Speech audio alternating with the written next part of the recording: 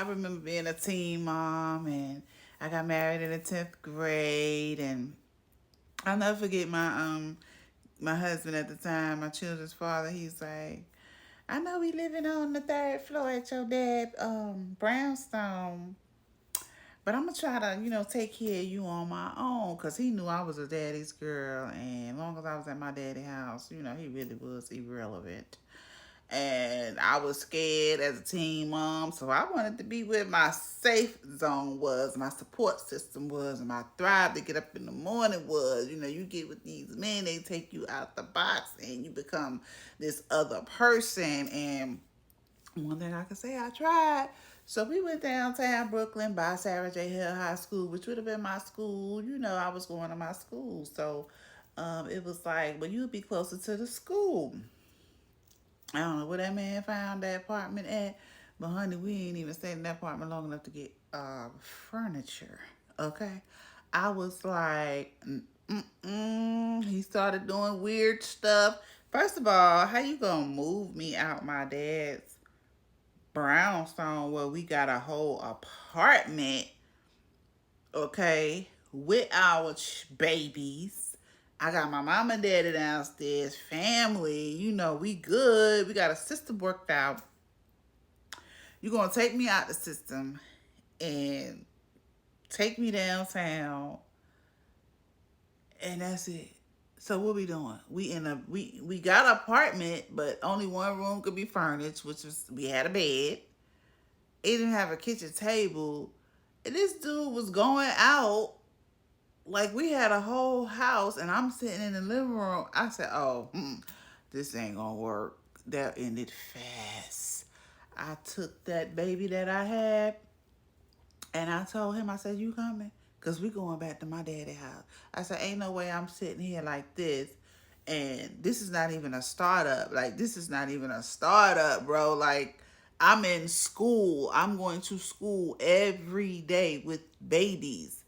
I can't produce no money right now. You know what I'm saying? So I don't even want to think about that. I said, let me get back in my safe zone where I can go to school every day, take my babies with me. I know I had a roof over my head. I know I had a support system. And you, my husband, is just an extra bonus because we done got married as teenagers. So you go ahead on out there and figure out how you gonna make this money for to keep these pampers on these children and clothes while we go in and out every day. And I'm gonna go ahead and get my education, and then later on I can help you. But right now I am a teen mom. I don't have no money, no nothing, and you trying to take me out the help that I got. See, ladies, hello, that was me. But I had sense enough to know because I was raised in a two-parent home. Unlike my children's father, he was raised in a two-parent home, but it wasn't his father.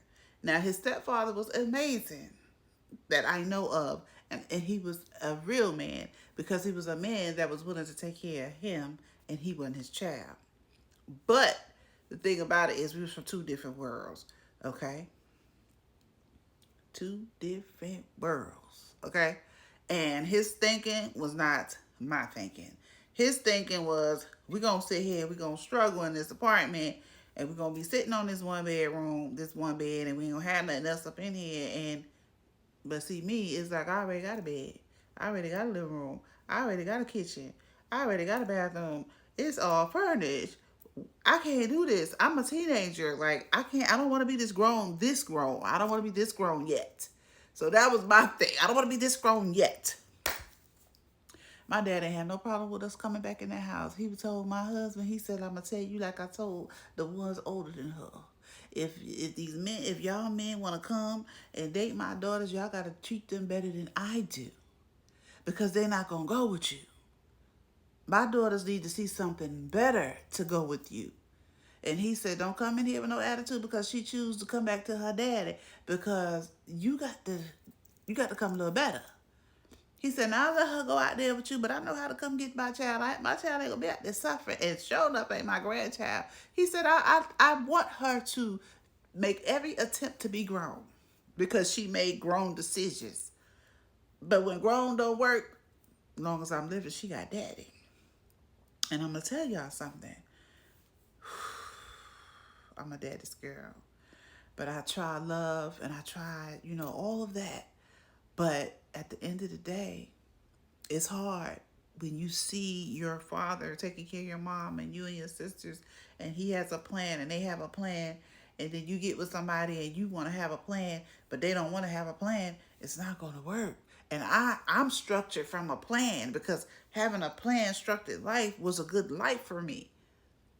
So it didn't work out, long story short. And that's just one of the stories, my high school story, when we decided we was going to be grown enough as teenage parents married to get an apartment. Flop. All because someone wants to take you out your element that you're comfortable with so that they can feel like a man, like they doing something for you, when all they have to do is put their ego down and work with your father and learn how to be a man. See, I needed a man to say to my father, "Hey, Mr. Miller, can you teach me how to be a man? Like you take care of Mrs. Miller and them? Could you teach me how to take care of your daughter?" But no, these men be out here trying to prove a point. Well, guess what? You ain't got to prove no point over my life because, baby, I'm going to show you the point. I'm going back home.